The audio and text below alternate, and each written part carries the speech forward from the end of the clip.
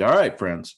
As prefaced on episode 67 of the Spicer Speaking podcast, it is a palpable double dip of guests. It's going to start with our pal right down the way at Desert Willow Golf Resort here in sunny Palm Desert, California. He is the general manager at Desert Willow. Been on the program before, been a spell since we've had him, since we've revisited some time with the guy who likes to clobber me in match play, the media melee 1 and 2. It's Derek White, GM at Desert Willow. Hello, Derek. Good morning. Great to chat with you. Appreciate your time, man. I know there's a lot going on at Desert Willow, all of which we'll get to, but let's start with this. No Spicer Speaking podcast. Last week, I was yonder Missouri Ozarks at, and those that are looking at YouTube, I think just over Derek's right shoulder, it might be the Kemper Sports certification of authenticity, or it might be some kind of Bible of rules. I'm not sure what it is, That's but right. It is our logo, though. You definitely see that there. I can pick it. Also, flying that flag, at least in part from a PR perspective, is where I was last week at Big Cedar Lodge, just outside of Branson, Missouri, provided that's in a sense a sister property of yours. I guess still under the Kemper banner, as you guys are from a management perspective. You ever been, Derek? I have not, and I saw the pictures on your social media site and was quite jealous. So I think the big question is, did you hit the island green on the 19th hole? I'm proud to say that I did. Made a nice, easy tap-in par on that 19th hole at the Tiger Woods designed Payne Valley. And I'm actually just putting the finishing touches on my article, Derek. And I don't want to use the word struggling with how to approach the paragraph on that 19th hole. But I could see how some purists might bemoan it a little bit. I mean, it's like, I really dug that golf course. It was and I'm not a huge Tiger Woods guy, but it was the favorite golf course we played. We played 6 times on this trip. And then you go into this kind of rocky amphitheater with a greeter and a bar, and it's winding around beautifully with this elevated scenery.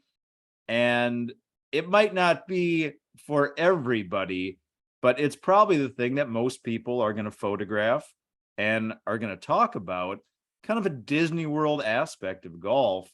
I don't know if that's something that you would personally dig at Desert Willow, but since you asked me about the 19th hole, I got to ask you.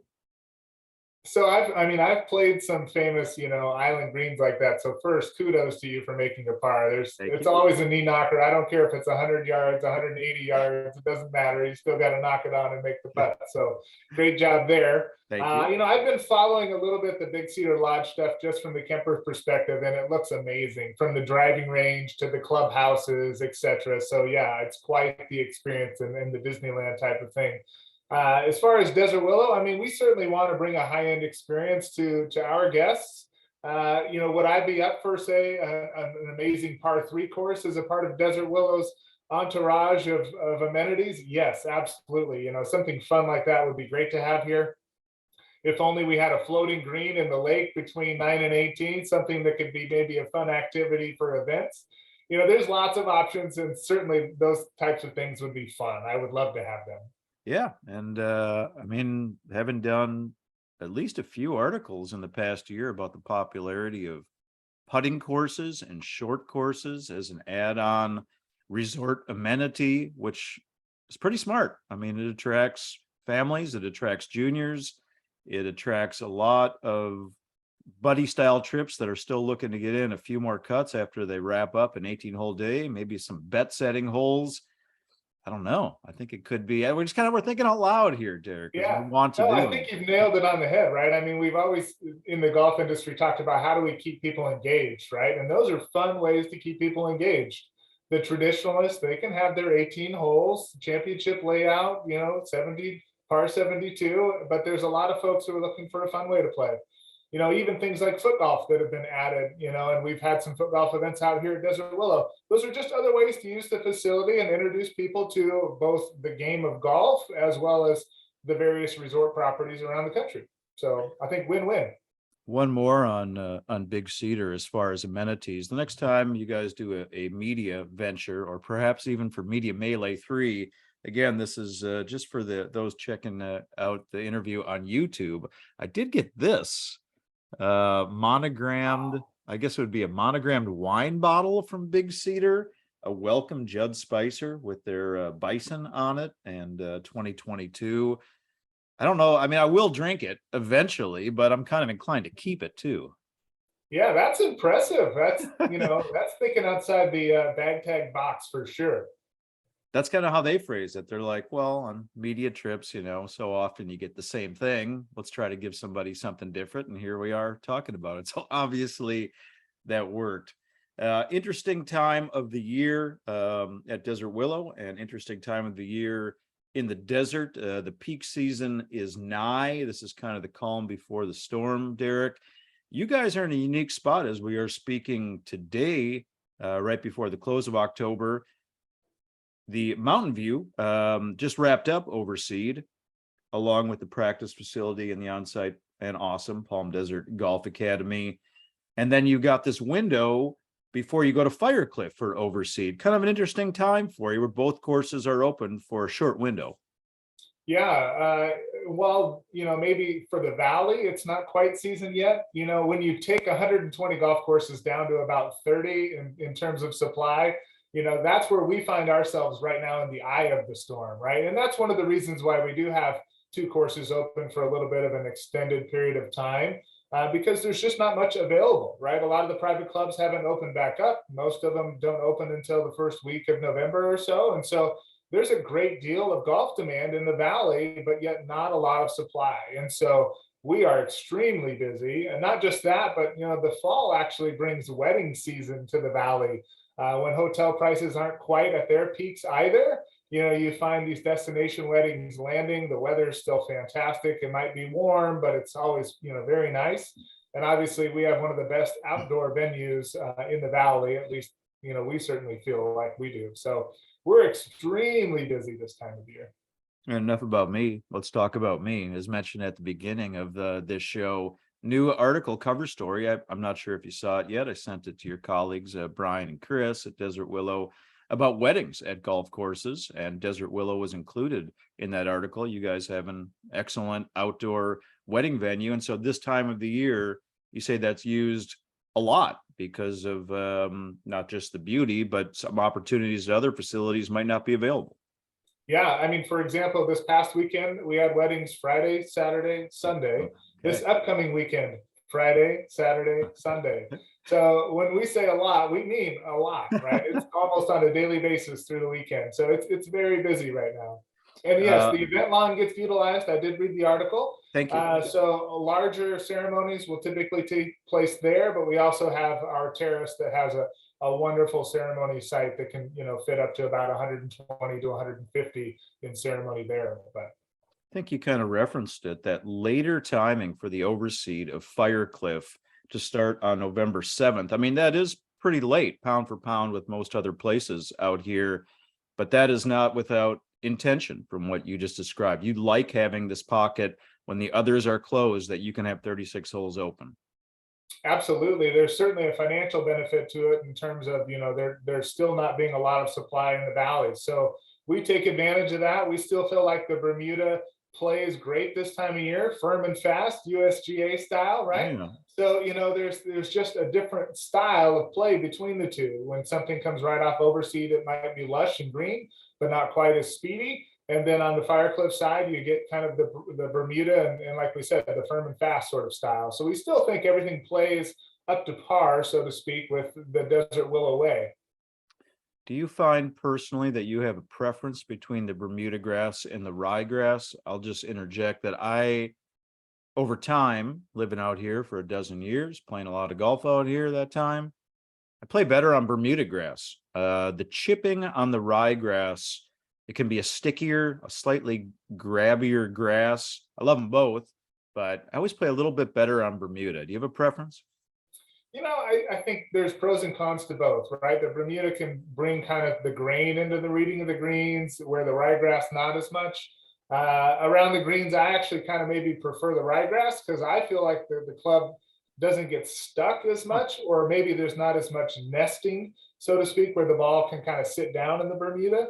So sometimes in the Bermuda, you don't know what you're going to get. A lot of times with the rye, you can at least kind of read the lie, and you either can see the back end of the ball or you can't, and you get to react, based on that. But sometimes with Bermuda, it can be a little bit of a guessing game. So I love them both. I'm certainly, I'm a golfaholic, and I just love to play. It doesn't matter what kind of grass it is or what kind of course it is. So just name the game in a place, and I'm ready to get it going. Maybe I'm just too sensitive to different grains, and we undoubtedly have different feels with wedge play, I guess, when it comes to Bermuda and rye. And you could ask 20 people, and you might get 10 answers on either side. Yeah. You run Desert Willow, you're the general manager of Desert Willow, you crunch the numbers. I mean, Derek, it's been like over a half century since we sent somebody to the moon. How do we not yet have an all seasons grass where we can just forego the overseed season and just have it, the courses open all year long?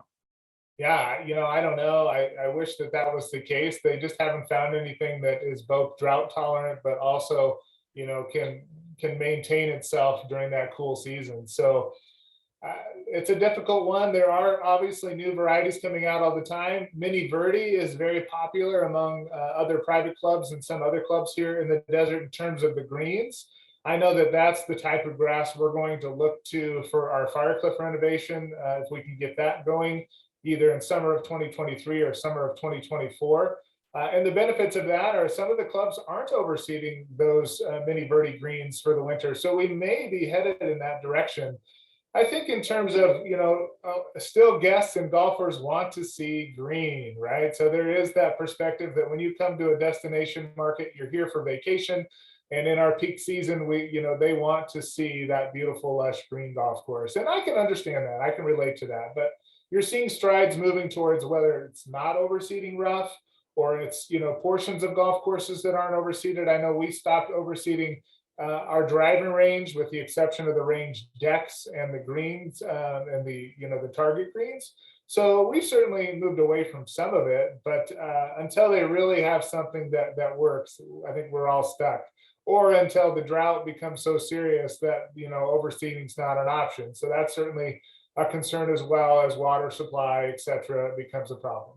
It's just something, and we've got entire collegiate graduate programs dedicated to turf grass. Like, let's get 20 of these men and women in a room together and not let them out for a month until they come up with something that can withstand all seasons. But to your point, yeah, there's nothing like coming to the desert from a cold weather part of the area, a part of the country, part of the world, and seeing that electric green in December, January, February. There really is there's just nothing like it. I've seen at least one course that just opened earlier this week, and it's already got that electric, vibrant green rye look. It's part of what makes the desert special.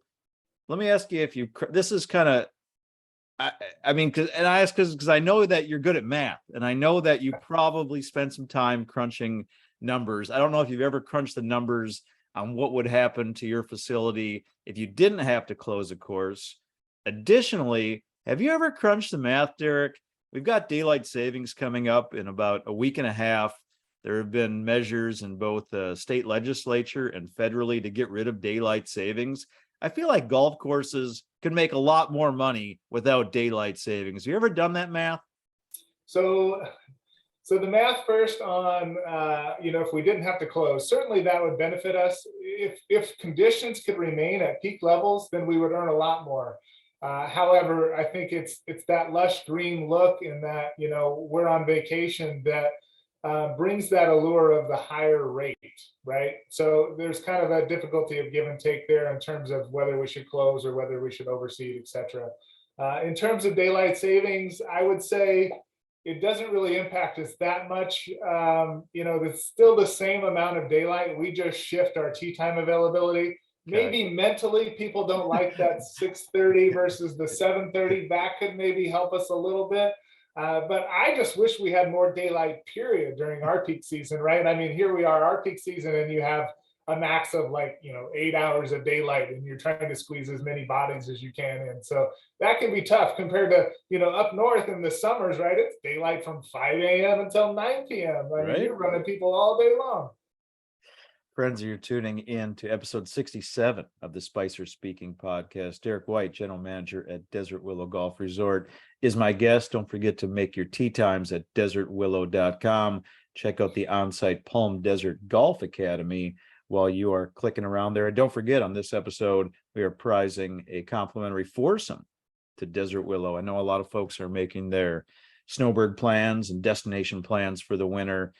It's at Spicer Speaking via both the Twitter and Facebook handles. Probably going to be a lot of demand to get to Desert Willow with that complimentary foursome.